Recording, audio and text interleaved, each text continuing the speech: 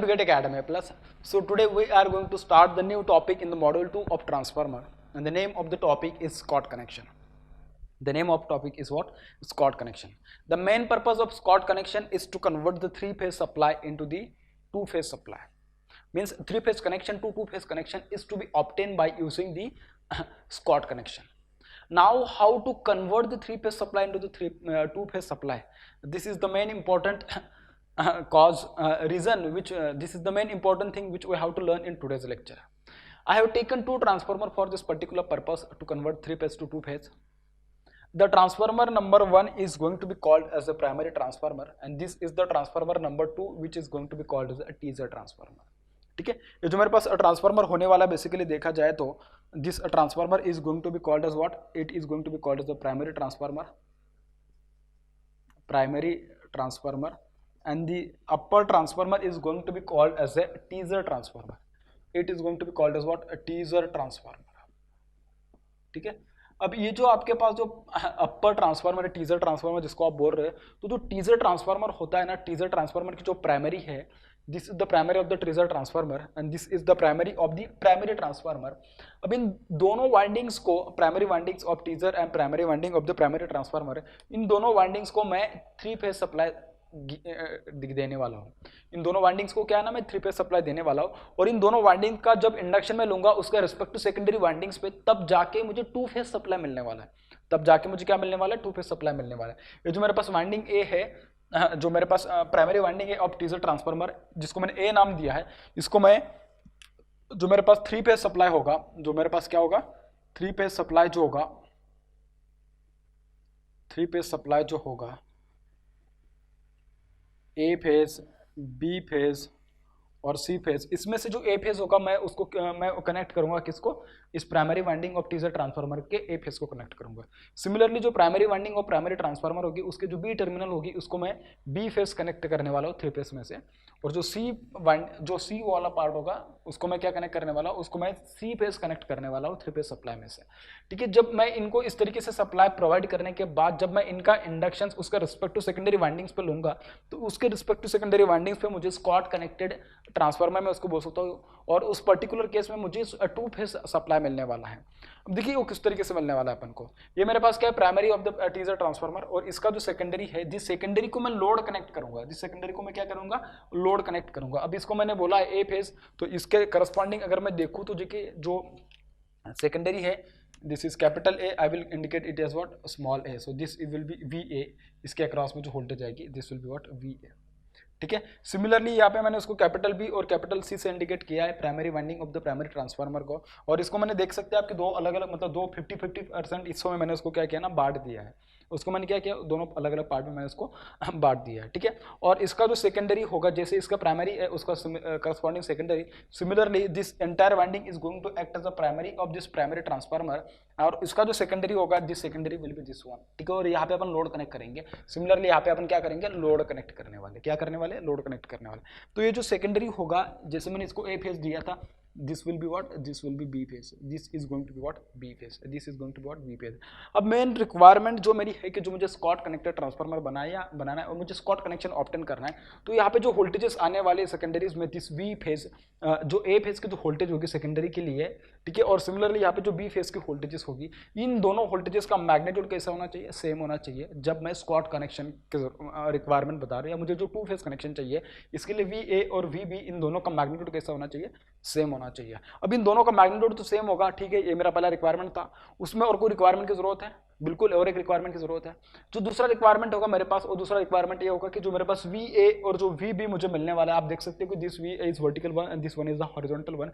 This V A and V B, this both must be at right angle to each other. VA and VB, these both must be at what? These both must be at right angle to each other. So what are the prerequisites which are going to require to have in order to convert a three phase connection into the two phase connection? I'm going to write first of all those prerequisites. तो देखिए मेरे पास जो prerequisite क्या क्या है?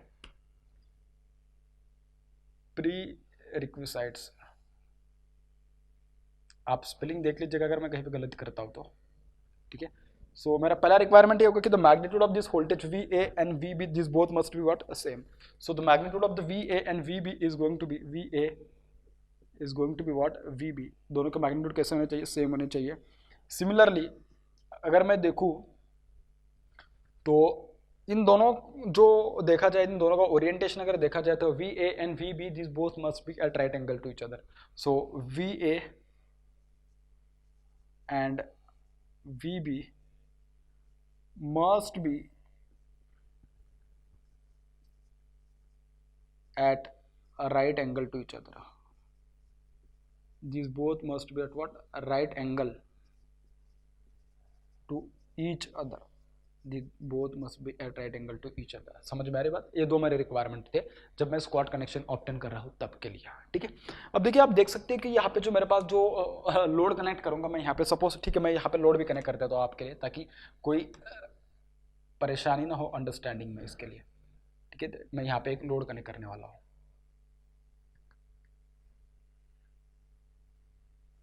This is the load. This is what? This is going to be my load. Similarly मैं यहाँ पे दूसरा एक लोड कनेक्ट करने वाला हूँ. सिमिलरली मैं यहाँ पे दूसरा लोड कनेक्ट करने वाला हूँ. ठीक है, and this is going to be V. ठीक है, अब देखिए जो मेरे पास प्राइमरी जब इसमें करंट एंटर करेगी डॉट में, तो जो सेकेंडरी उसमें से क्या होना चाहिए? डॉट से करंट लीव करना चाहिए, तभी जो मेरा रेशो होगा वोल्टेज रेशो और करंट रेशो दोनों कैसा आएगा? पॉजिटिव आने वाला है. ठीक है, तो अगर मैं इसको बोल रहा हूँ कि अगर इसमें करंट एंटर कर रहा है तो this is capital A I A, तो इससे अगर डॉट में करंट अगर एंटर कर रहा है तो इसको डॉट से करंट लीव करना चाहिए. तो इसके डॉट से अगर करंट लीव करेगी तो मुझे एक बात बोलो, इसके डॉट से करंट लीव करेगी तो ये करंट का डायरेक्शन इस तरीके से होगा. सही है. ठीक है, सिमिलरली अगर इसके जो डॉट है, डॉट में जब करंट एंटर कर रही है तो this will become what? Capital I B. तो इसके डॉट में अगर करंट एंटर कर रही है तो जो रिस्पेक्टिव जो वाइंडिंग होगी सेकेंडरी, तो उसके डॉट से करंट कैसे होनी चाहिए? लीव करनी चाहिए. तो आप देख सकते हो कि यहाँ पे जो करंट का डायरेक्शन होगा देखिए नीचे होगा. So this will become what? Small I A B. Small I B इस तरीके से होने वाला है. ठीक है, तो ये दोनों जो रिक्वायरमेंट थे मेरे पास बेसिकली उन दोनों को मैंने लिख दिया है. अब देखिए जो मेरे पास ये जो प्राइमरी ट्रांसफार्मर है टीजर वाला, तो ठीक है इसके नंबर ऑफ टर्न्स अलग है, इसके भी नंबर ऑफ टर्न्स अलग है. सिमिलरली इसके नंबर ऑफ टर्न्स और इसके नंबर ऑफ टर्न्स, दोनों के नंबर ऑफ टर्न्स अलग है. अब उनके नंबर ऑफ टर्न्स कितने हैं वो भी देख लेते हैं अपन. ठीक है ना, तो देखिए इसके जो नंबर ऑफ टर्न्स होने वाले basically the number of turns of the teaser winding का जो primary of the teaser transformer, इसके नंबर ऑफ टर्न्स है basically, number of turns are N. इसके नंबर ऑफ टर्न्स है N2. ठीक है, और जो इसके नंबर ऑफ टर्न्स है बेसिकली किसके, जो primary of the primary transformer, इसके नंबर ऑफ टर्न्स है N1. इसके नंबर ऑफ टर्न्स कितने? N1. Total number of turns are N1. उनको दो मैंने अलग अलग पार्ट्स में डिवाइड कर दिया. और जो सेकेंडरी है मेरे पास, इसके नंबर ऑफ टर्न्स है N2. इसके नंबर ऑफ टर्न्स है कितने? N2 है. आई होप कि आपको यह शायद समझ में आया होगा. तो देखिए अगर मैं बोल रहा हूँ कि अगर दोनों के अक्रॉस में सेम वोल्टेज इंड्यूस होने चाहिए VA और VB, तो ऑब्वियस है कि दोनों के नंबर ऑफ टर्न्स कैसे होने चाहिए? सेम होने चाहिए. उसके लिए करस्पॉन्डिंग देखा जाए तो उसकी जो प्राइमरीज है, प्राइमरीज में भी नंबर ऑफ टर्न्स कितने होने चाहिए? दोनों में सेम होने चाहिए, तभी दोनों के अक्रॉस में जो सेकेंडरी में जो वोल्टेज इंड्यूस होगी वो सेम होगी. अदरवाइज ये पॉसिबल नहीं है. अदरवाइज क्या? ये पॉसिबल नहीं है. समझ में आ रही बात? तो ये बेसिकली जो बेसिक चीजें थे वो अपन ने यहाँ पे फिलहाल देख ली है. ठीक है, अब देखिए मैंने बोला था कि 3 phase supply I am going to provide to the primaries of the teaser and primary transformer. Now I will draw that particular 3 phase supply which I am going to give to the primaries of the transformer. तो देखिए 3 phase supply बहुत आसानी से अपन निकाल लेंगे उसको, तो अपन बहुत जगह पे उसको ड्रॉ भी किया है. So you can see that this is the VA, this is the VB and this is the VC and what? This is going to be the VC. इसके अगर मैं projections ले लूँ तो this is going to be what? This one is going to be VC, then this one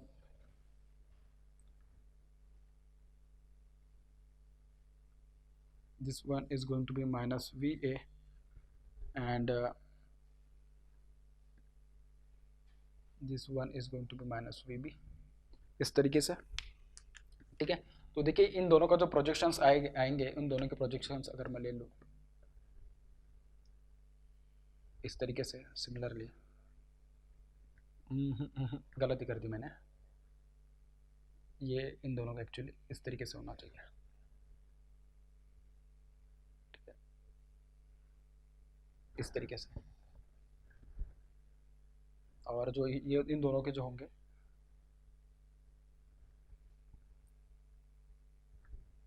similarly this one and this one इस तरीके से होंगे. ठीक है, अब देखिए ये जो होगा बेसिकली ये किस तरीके से होने वाला है.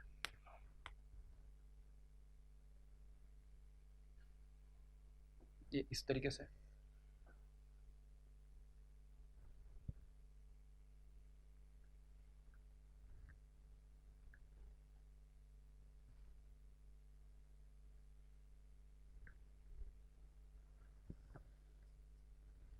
ये इस तरीके से होगा।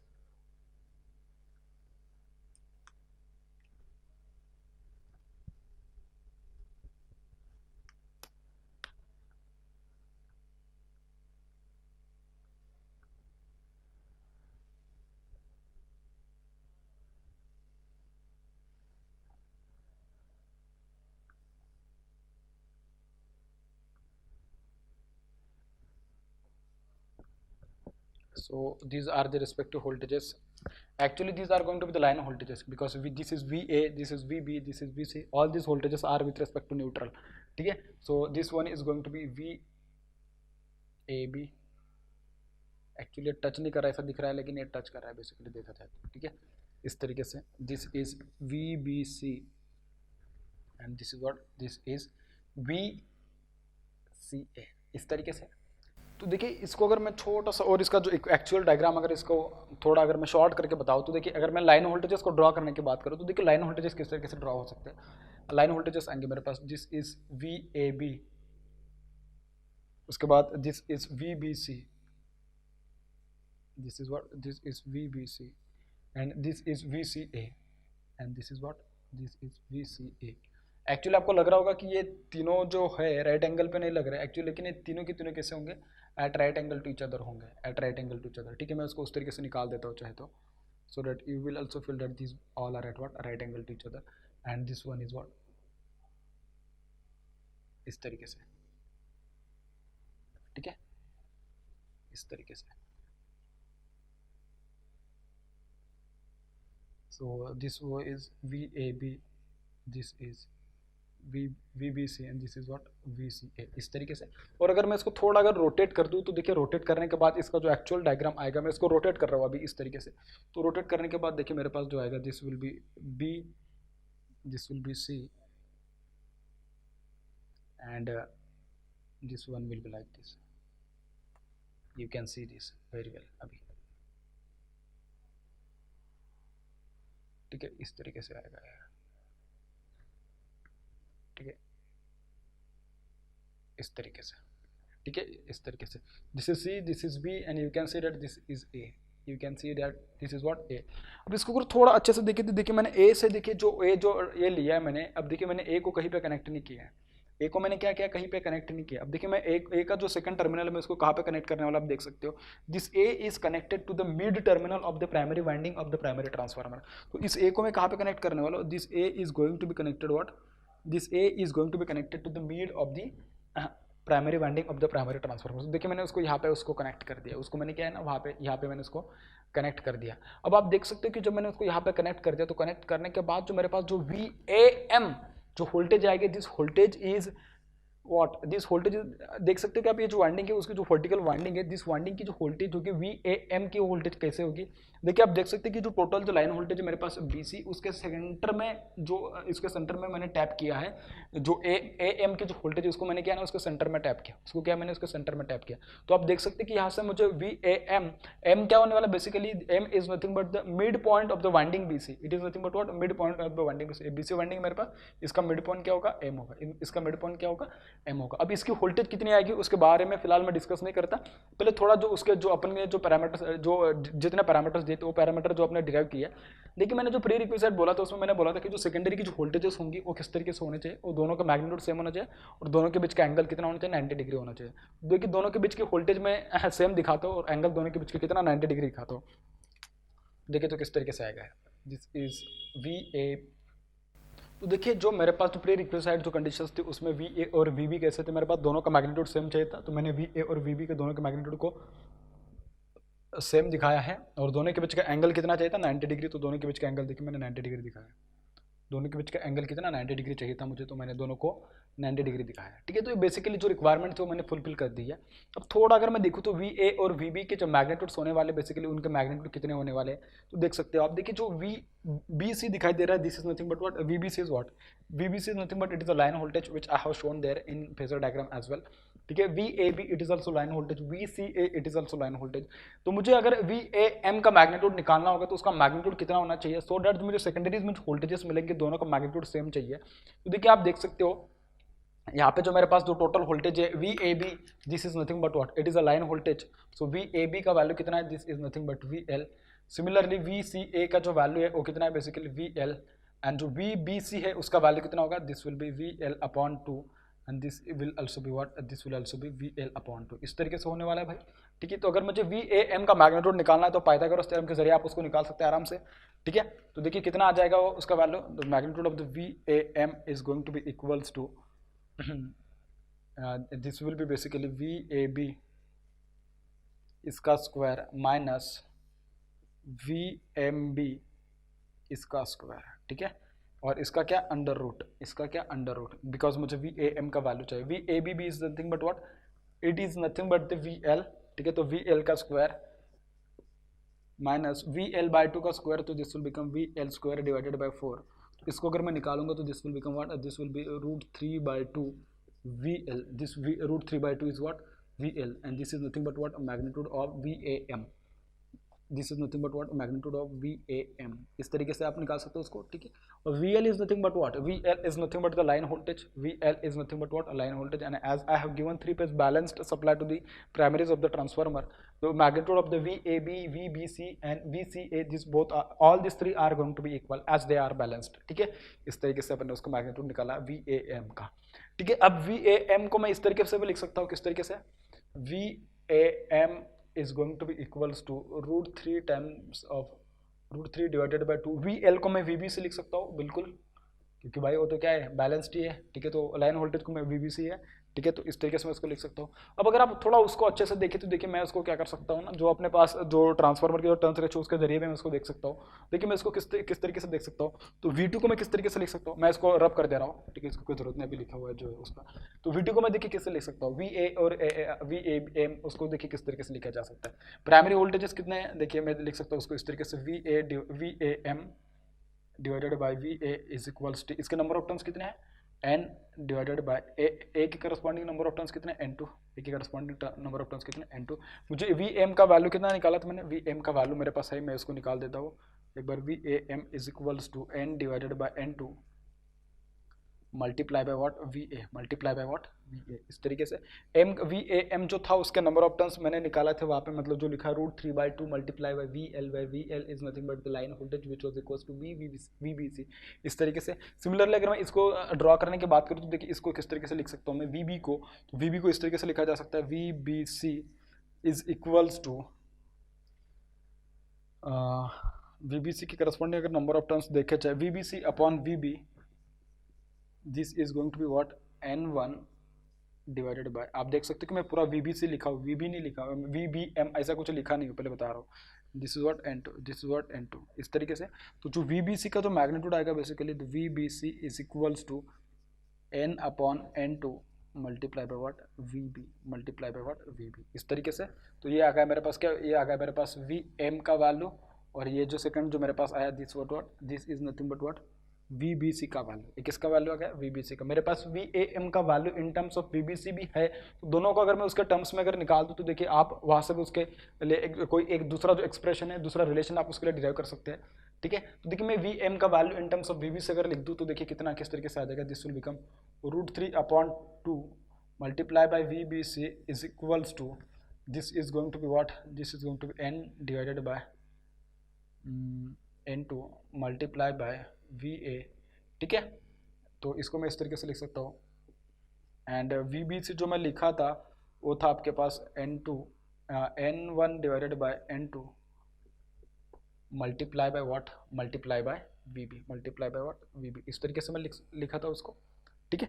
तो देखिए अगर मैं इन दोनों का रेशियो ले लूँ तो देखिए मुझे इन दोनों के बीच में भी नंबर ऑफ टर्न्स या उसके बीच में कोई एक रिलेशन मिल सकता है, तो उसके बारे में भी मैं डिस्कस कर लेता हूँ। इन दोनों का अगर सपोज मैं रेशियो ले लूँ तो देखिए मेरे पास जो बचेगा वो क्या आ जाएगा, √3/2 इज इक्वल्स टू, तो N2 से N2 कट जाएगा, this will become N divided by N1, N divided bye what, N1।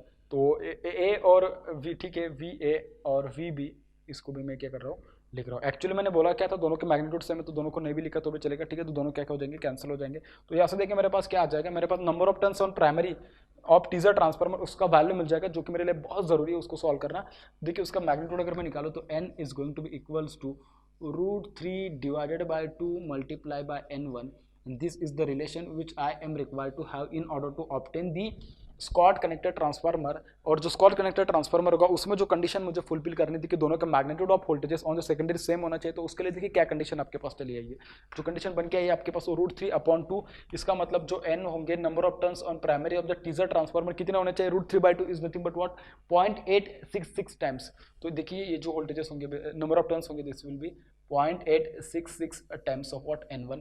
तो ये आ जाएंगे मेरे पास number of turns on the primary of the teaser transformer. इसका मतलब क्या, आप देखोगे ना, आप जो देखोगे वाले हो बहुत ही इंपॉर्टेंट है अभी जो देखना है। अब क्या करोगे आप, ये जो मैंने यहाँ पे डायरेक्टली उसको जो मतलब जो कनेक्ट किया था मैंने यहाँ पे एम पॉइंट पे जो उसको मैंने कनेक्ट किया था, अब उसको यहाँ पे नहीं कनेक्ट करना है। ये टोटल नंबर ऑफ टर्न्स कितना है, n1 है, कितने n1 है। अब उसने क्या बोला है, जो आपके पास जो ये जो ट्रांसफार्मर दिया है उसकी जो प्राइमरी दी है, इस प्राइमरी का मतलब मैं ऐसा नहीं बोल सकता उसको, मैं बोल सकता हूँ उसको कि number of turns on primary must be 0.866 times of the number of turns of the primary of the primary transformer. मतलब VBC के कितना होने चाहिए, उसका 86.6 होने चाहिए। तो देखिए आप देख सकते हो कि यहाँ पे तो इसका कितना होना चाहिए, इसका 86.6 कितना आ जाएगा बेसिकली, तो ये आ जाएगा आपके पास इस तरीके से,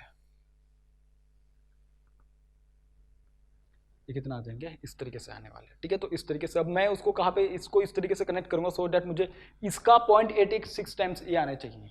n कितना होना चाहिए, n must be equals to 0.866। ये तो कितने भी हो सकते हैं लेकिन मुझे कितना चाहिए, इसके 0.866 टाइम्स चाहिए। तो देखिए ये रिक्वायरमेंट है, बहुत ज़रूरी है इस रिक्वायरमेंट को फुलफिल करना, ठीक है। आप उसको कहीं पे भी नहीं कनेक्ट कर सकते हो। अगर आपको दोनों के वोल्टेजेस अगर सेम चाहिए सेकेंडरीज में, दोनों की जो दोनों ट्रांसफार्मर उनकी सेकेंडरीज का वोल्टेज अगर सेम चाहिए, तो उसके लिए आपको number of turns on primary of the teaser transformer कितने सेट करने पड़ेंगे, आपको सेट करने पड़ेंगे 0.866 टाइम सेट करने पड़ेंगे, तभी it is possible to obtain that kind of voltages on the secondary. इतना समझ में आ गया आपको, ठीक है। तो ये बहुत जरूरी था उसको इस तरीके से समझने के लिए, ठीक है।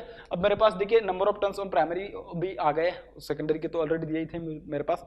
तो अब मुझे क्या करना है, मुझे उसके करंट्स के लिए भी एक्सप्रेशन निकालना है, सो दैट मैं क्या कर सकता हूँ, सो दैट मैं दोनों के लिए जो रिजल्ट आने वाला होगा उस रिजल्ट को मैं यहाँ पे पिक्टोरिकली मैं उसको रिप्रेजेंट कर सकता हूँ। अब देखिए जैसे मैंने वोल्टेजेस के लिए लिखा सिमिलर, यहाँ पे मैंने उसको वोल्टेजेस के लिए लिखा सिमिलर, लेकिन मैं करंट के लिए लिखूँ तो देखिए करंट के लिए किस तरीके से लिखा जा सकता है। आप देख सकते हो कि यहाँ पे जो करंट आ रही है, देखिए करंट किस तरीके से, इस तरीके से ये करंट ये फ्लो हो रही है, ठीक है। This is current IA, this is current what IA, so this is IA। देखिए इधर आधी करंट जाने वाले, इधर भी आधा करंट जाने वाला, सो जो करंट फ्लो होने वाली इधर, this is going to be IA/2, और यहाँ पे जो करंट फ्लो होगी basically this will be IA/2, ठीक है। और इधर से जो करंट जा रही है बेसिकली, इधर जो जाने वाली करंट होगी, that current is nothing but IBC, that current is nothing but what IBC। ये करंट है मेरे पास IBC, इस तरीके से है, ठीक है। सिमिलरली इधर जो करंट जाने वाली, this is IA/2, this is IBC/2, ठीक है।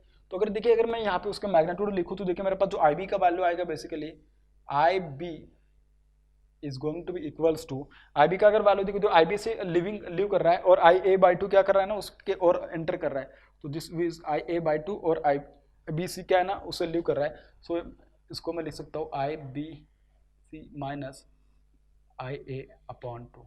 सिमिलरली अगर मैं IC का वैल्यू लिखूँ तो IC में देखिए दोनों क्या है ना इंटर कर रहे हैं, दोनों अगर एंटर कर रहे हैं तो this will become minus IBC minus IA/2, minus what IA/2।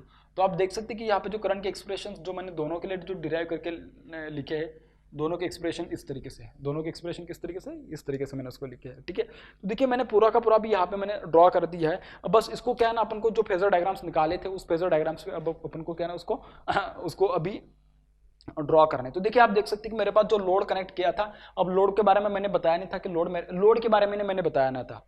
I didn't tell you anything about the kind of the load, whether it was balanced or unbalanced. I told you only about the supply, the nature of the supply, it was a 3 phase balance supply as I told you. अब मैं क्या consider कर रहा हूँ, मैं बोल रहा हूँ कि मेरे पास जब लोड कैसा बैलेंस्ड तरीके का मेरे पास लोड है, लोड कैसे, देखिए मेरे पास यहाँ पे जो लोड कनेक्टेड है, this load is what balanced load है, दिस इज व्हाट लोड। अब मेरे पास अगर बैलेंस्ड लोड है तो ऑब्वियस है कि इसका मैग्नीट्यूड आई ए और आई बी दोनों का मैग्नीट्यूड कैसा होगा, सेम होगा। For balanced load the magnitude of the load currents will be same in each and every phase, are you getting my point, ठीक है। Magnitude of the voltages will also be same, ठीक है। वो तो मतलब prerequisite condition है अपन को squad connection obtain करने के लिए, दोनों के वोल्टेजेस तो सेम होगा ही होगा। इसके केस में अनबैलेंस जब बोलूंगा तो उसमें करंट का मैग्नीट्यूड सेम नहीं होगा, ठीक है। तो देखिए अब मैं अगर उसके करंट को मैं बैलेंस लोड बोल रहा हूँ तो बैलेंस लोड में दोनों का मैग्नीट्यूड का करंट कैसा होगा, दोनों की करंट कैसे होगी, सेम होगी, करंट कैसे होगी, सेम होगी, और दोनों का पावर फैक्टर भी कैसा होगा, सेम ही होगा। ये तो अपन पूरा का पूरा मेजरमेंट में पढ़ते हैं कि बैलेंस लोड किसको बोलते हैं, बेसिक बेसिक चीजें सारी ऐसे सर्किट में पढ़े होते हैं अपन, ठीक है। तो this is I A, small I A, और देखिए जितना इसका एंगल होगा फाई, सेम एंगल से ए भी क्या करेगा, लैग करेगा। So this is also what, this is also angle phi, this is V B, this is what, this is I B, this is V A, this is small I A, similarly this is V B, this is what I B. तो इस तरीके से मैंने इसको draw किया।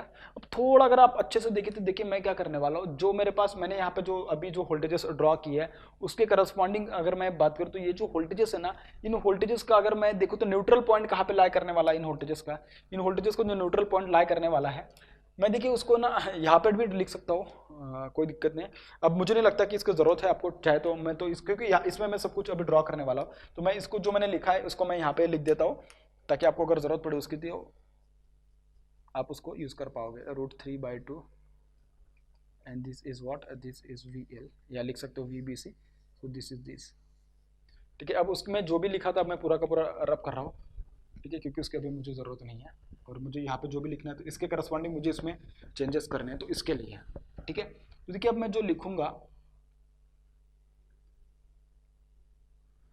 अब इसमें देखिए क्या करना है। अब मैंने बोला था कि इनका जो न्यूट्रल पॉइंट है डेल्टा कनेक्शन की तरह दिख रहा होगा आपको, ठीक है। तो इसका जो न्यूट्रल पॉइंट है उसके सेंटर में लाई करेगा, कहाँ पे लाई करेगा, इसके सेंटर में लाई करेगा। तो this is the neutral point of this particular 3 phase supply, ठीक है।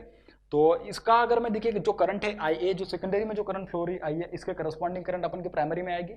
मेरी बात समझ में आ रही नहीं आ रही, प्राइमरी में उसके करस्पॉन्डिंग करंट आएगी, और उसके प्राइमरी में देखिए उसके करस्पॉन्डिंग कितनी करंट आने वाली है आप देख सकते हो यहाँ पे। देखिए बेटा ये जो करंट है ना आपके पास, ये सेकेंडरी है, इसके करस्पॉन्डिंग जो करंट आएगी कौन सी करंट होगी, आई ए होगी, उसका रिफ्लेक्टेड कंपोनेंट तो आएगा ही आएगा, ठीक है।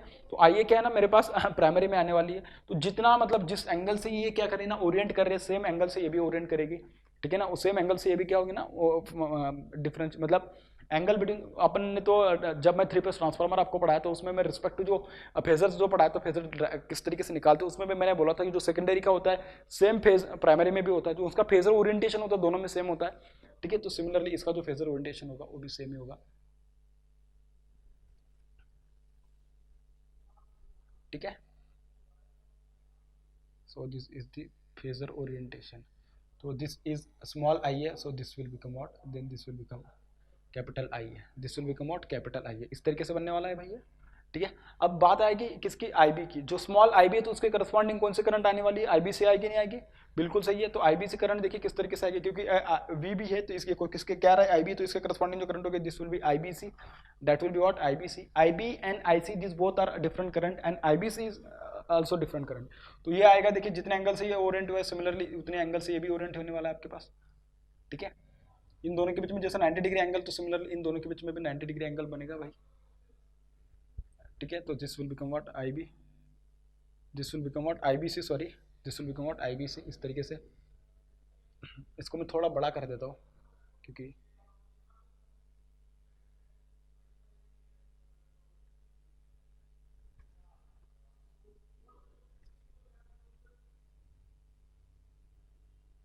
So this is I A, इस तरीके से, ठीक है। जैसे मैंने आई ए को प्रोजेक्ट किया सिमिलरली मैं उसको इधर भी प्रोजेक्ट कर देता हूँ अपोजिट साइड में, तो आई बी सी, तो उसको तो मैं उसको अपोजिट साइड में जो प्रोजेक्ट करूँगा तो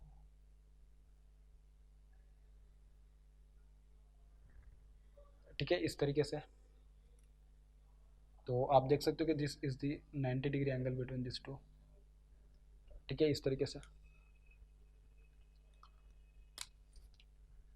तो ये क्या बन जाएगा आपके पास basically, this will become I B C, this will become minus I A, इस तरीके से। अब आपको देखना क्या देखना है भाई, आपको देखना है आईबी का वैल्यू निकालना है और आईसी का वैल्यू निकालना है। और आईबी और आईसी आप देखिए किस तरीके से निकालोगे। आईबी का वैल्यू क्या, IB is equal to IBC minus I A by two. IBC positive और आई ए बाई टू कैसे नेगेटिव चाहिए आपको। देखिए आपके पास क्या है, ये आईबीसी है भाई, ये पॉजिटिव है, और आई ए कैसा चाहिए, आई ए बाई टू पाई चाहिए, मतलब क्या ना आपको हाफ चाहिए। तो हाफ देखिए पूरा का पूरा आई ए है, तो इसका हाफ कितना आ जाएगा, यहाँ तक आ जाएगा भैया, बिल्कुल सही है। तो मैं इसको क्या बोलता हूँ, this is nothing but what, this is nothing but I A by to. So this is what, this is nothing but I A by two, this is nothing but what I A upon to, ठीक है। तो और इन दोनों का मुझे क्या है ना, इन दोनों का रिजल्टेंट निकालना है, इन दोनों का क्या है ना, अभी रिजल्टेंट मुझे ड्रॉ करना है।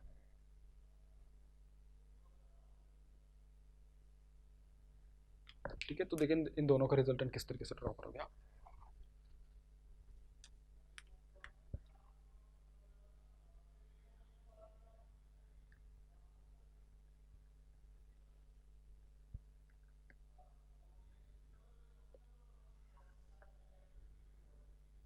ठीक है,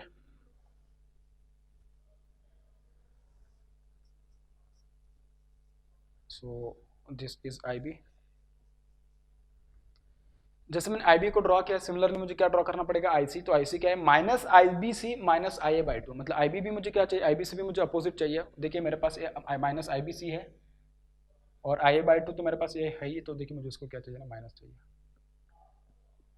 तो देखिए this is going to be I A. तो मुझे इन दोनों का जब मैं उनका रिजल्टेंट लूंगा, तो देखिए इन दोनों का रिजल्टेंट किस तरीके से, इस तरीके से है। So this is nothing but minus sorry I C, ये आई सी आ गया, आई बी आ गया, and this is what I A, this is what I A. अब आप में से कुछ लोग सोचेंगे कि सर ये जो आपने निकाला है, अब जो मैंने जो निकाला है क्या है ना, मेरे पास पूरे के पूरे प्राइमरीज के करंट है। प्राइमरीज मतलब जो थ्री फेस सप्लाई मैंने कनेक्ट किया था उसके करंट से। अब जो मैंने बोला था थ्री फेस सप्लाई मेरे पास कैसा था, बैलेंस्ड था। तो तीनों के तीनों करंट जो आ रहे हैं मेरे पास बैलेंस्ड है या नहीं, ये भी देखना पड़ेगा ना भाई।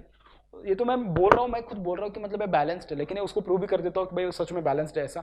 देखिए इसको बैलेंस्ड किस तरीके से दिखाया जा सकता है, इन दोनों के बीच का एंगल कितना, 90 डिग्री है। अभी आई बी और आई बी से इन दोनों के बीच का एंगल कितना आना चाहिए, 30 डिग्री आना चाहिए। अगर 30 डिग्री आ रहा है तो ऑब्वियस है कि 120 डिग्री पे ये दोनों ए और I B both are at 120 degree. Similarly I will say that I C and I B will be at 120 degree. But ये है या नहीं उसको तो प्रूव करना पड़ेगा ना एक बार। मुझे तो लग रहा है कि है, लेकिन आपको बिलीव करना पड़ेगा। तो डेफिनेटली उसको देख लेते एक बार फिर से भी। देखिए आई ए बी और आई बी से इन दोनों के बीच का जो डिस्टेंस है वो कितना है, आई ए बाई टू है। इन दोनों के बीच का डिस्टेंस कितना basically, this is nothing but I A upon two, this is nothing but what I A upon two, इस तरीके से। और ये क्या आपके पास, this is I B and this is what I B से, this is what I B से। देखिए अगर मुझे tan थीटा निकालना उसका, तो देखिए किस तरीके से निकालना। सपोज मैं अगर उसको थीटा एंगल कुछ भी जो आपको मानना होगा मान लीजिएगा। So tan theta is going to be equals to, सामने वाली बाजू देखिए कितना है, जो अपोजिट साइड है it is I A by two, this is opposite side divided by tan theta निकालना है तो एडजेसेंट साइड देखना पड़ेगा। फिर एडजेसेंट साइड उसका कितना है, it is I B C. So this is what I B सी,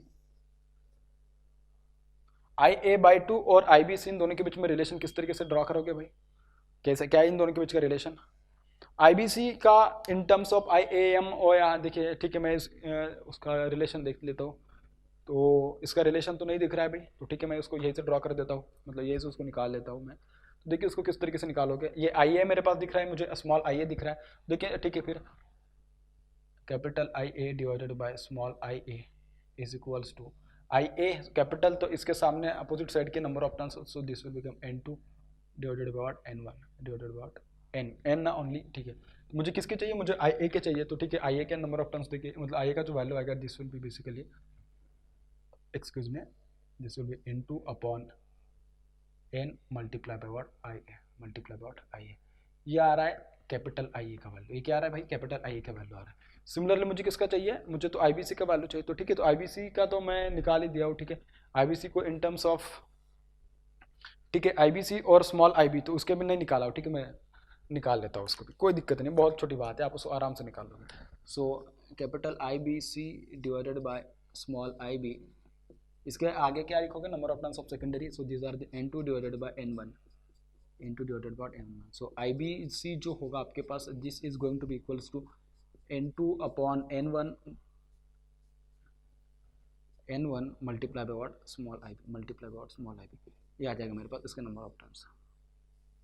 ये आ जाएंगे इसके नंबर पास। तो IBC आ गया मेरे पास, IA भी आ गया, तो उसके बस वैल्यूज मुझे यहाँ पे पुट करने हैं, बाकी तो सब कुछ दिया है।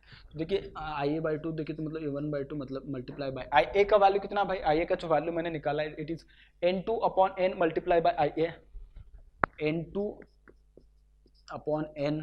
Multiply by IA divided by IBC divided by what IBC।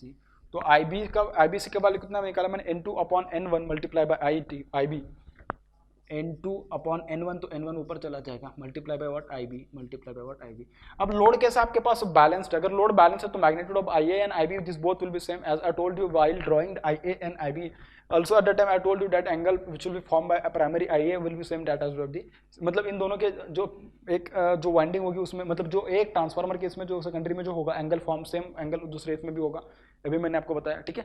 तो देखिए आप देख सकते हो कि IA और IB तो फिर दोनों कैसे हो जाएंगे, सेम हो जाएंगे। तो देखिए दोनों क्या हो जाएंगे, कैंसिल हो जाएंगे, IA और IB तो कैंसिल हो जाएंगे। सिमिलरली N2 या से N2 भी कैंसिल हो जाएगा, तो बचेगा क्या N1/, तो देखिए जो tan थीटा मेरे पास आने वाला है, so tan theta is going to be equals to, it will be N1/N, it will be what N1/N, क्या बन रहा है, ये बन रहा है आपके पास N1/N, और N1 और N के बीच में आप देखिए क्या रिलेशन लेके आए थे, N1 is equals to √3/2 times of N1 का वैल्यू देखिए आप क्या लेके, ठीक है, N का वैल्यू लेके आए थे √3/2 times of N1।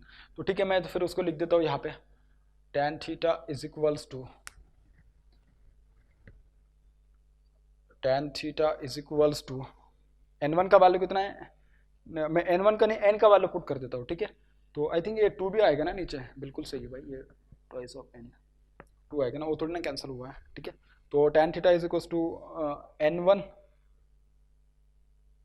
Divided by 2 multiply by N का वैल्यू कितना है भाई, ये this is nothing but √3 multiply by 2 multiply by what N1 multiply by what N1। तो देखिए N1 से N1 कैंसिल हो जाएगा भाई, ये कैंसिल, ये cancel, A2 cancel, A2 cancel, so tan theta का वैल्यू कितना आ जाएगा, tan theta is equals to 1/√3, so theta का वैल्यू कितना आ जाएगा, theta will be equals to 30 degree, theta का वैल्यू कितना आ जाएगा, 30 डिग्री आ जाएगा। इसका मतलब जो मैंने बोला था आपको अभी बिलीव भी करना पड़ेगा, क्योंकि मैंने उसको प्रूव भी कर दिया कि थीटा का वैल्यू कितना है, 30 डिग्री, मतलब कितना 30 डिग्री। तो आप देख सकते हो कि इन दोनों के बीच का जो एंगल अभी जो बनेगा, this entire angle is nothing but what 120 degree, this entire angle is going to be equals to what 120 degree, इन दोनों के बीच का एंगल 120 डिग्री। सिमिलरली अगर मैं देखूँ तो देखिए आप भी देख सकते हो कि इसमें भी देख सकते हो आपकी इन दोनों के बीच में जो एंगल फॉर्म होगा, this angle is also going to be equals to what, this angle is also going to be equals to 120 degree. ये भी कितना बनेगा भाई, this will also become 120 degree, ये भी कितना बनेगा, this will also be equals to 120 degree. ये सब बातें अपन ने तो अभी प्रूव कर दी, और अपन को पता चल गया कि इन दोनों के बीच में जो एंगल फॉर्म होने वाला एंगल कैसा होगा, 120 डिग्री फॉर्म होने वाला एंगल कैसा फॉर्म होगा भाई, 120 डिग्री फॉर्म होने वाला है। इतना समझ में आ गया, बहुत आसान है, बिल्कुल भी उसमें कुछ ऐसा कॉम्प्लेक्सिटी क्रिएट करने की जरूरत नहीं है, ठीक है। तो देखिए जो भी कुछ मैंने जो एनालिसिस किया, जो भी कुछ मैंने आपको पढ़ाया, पूरा का पूरा किसके लिए पढ़ाया, मैंने पूरा का पूरा मैंने पढ़ाया एक बैलेंस लोड के लिए। किसके लिए, बैलेंस लोड के लिए। जब मेरी सेकेंडरी बैलेंस थी तब के लिए मैं बात कर रहा था, प्राइमरी तो मेरे बैलेंस थी ही, मतलब जो सप्लाई मैंने कनेक्ट किया तो वो तो मैंने बैलेंस्ड सप्लाई कंसिडर किया ही था, ठीक है। अब मैं जो बताने वाला आपको बहुत ही इंपॉर्टेंट बताने वाला, सपोज अगर सेकेंडरी अगर अनबैलेंस्ड, अगर मेरे पास तो load connected, suppose that if the nature of the load is unbalanced, then in that particular case how to draw the phasor diagram, then in that case what, how to draw the phasor diagram. कुछ भी नहीं है, बिल्कुल same, बहुत simple idea है, आपको यहाँ पे अप्लाई करना है।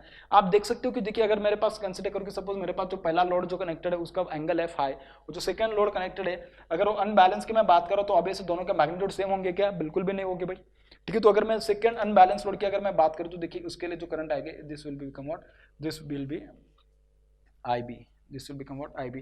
तो इन दोनों के बीच के एंगल आप देख सकते हो कि this will become very high, मतलब magnitude of this particular angle will be larger, ठीक है। एंगल भी लार्जर है, करंट भी कैसा है, ज़्यादा है, तो आप देख सकते हो इसका पावर फैक्टर कम होगा, इसका पावर फैक्टर ज़्यादा होगा। आप देख सकते हो उसमें से जैसे मैंने इसके लिए निकाला था बैलेंस लोड के लिए, सिमिलरली मैं अनबैलेंस के लिए भी निकाल सकता हूँ। जैसे कि देखिए इसमें जो मैंने करंट निकाली तो IA इसका प्रोजेक्शन मैंने लिया था, मतलब कि उसका रिफ्लेक्टेड कंपोनेंट मैंने लिया था, सेकेंडरी के रिफ्लेक्टेड टुवर्ड्स द प्राइमरी वो लिया था।